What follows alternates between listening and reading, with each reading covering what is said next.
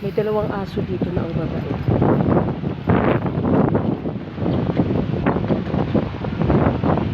Dadalawin ko sila kasi first time ko lang sila nakita, pero ang babae nila sa akin. Dalawa sila magkapatid. Yung isa, may different siya ng paningin. Papark ko lang itong bike ko.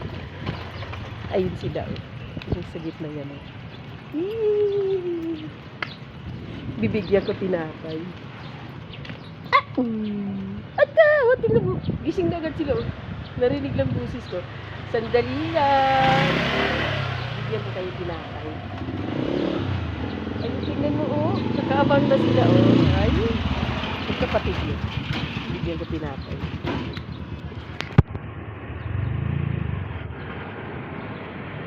Bibigyan ko tinapay.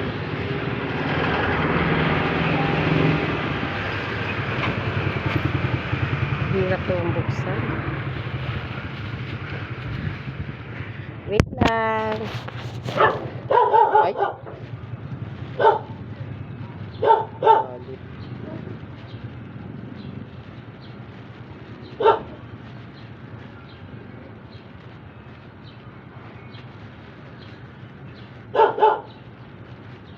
Ang hirap naman buksan. Binuhol ko kasi.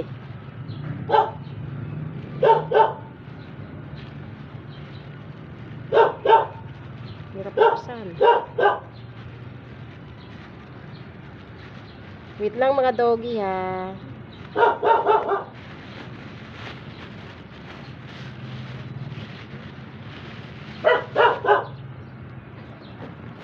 Ayan. Bumili ako dalawang tinapay. Tig-isa sila. Hello! Ay! Ayun o. Ito, medyo malabo ng paningin. Ito. Wait lang. Isa lang muna. Oh, Bibi. Ikaw nung Bibi. Hi. Ha? Sa trabaho. Bibihira kasi ako dumaan dito eh. Pauwi na. Nakakatuwa oh. Wala na Bibi. Ay, hindi niya naabot. Hi. Nakakatuwa oh.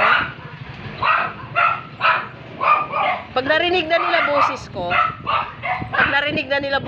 ayan. Alam nila eh, marunong ang aso. Mahilig din pala sa tinapay.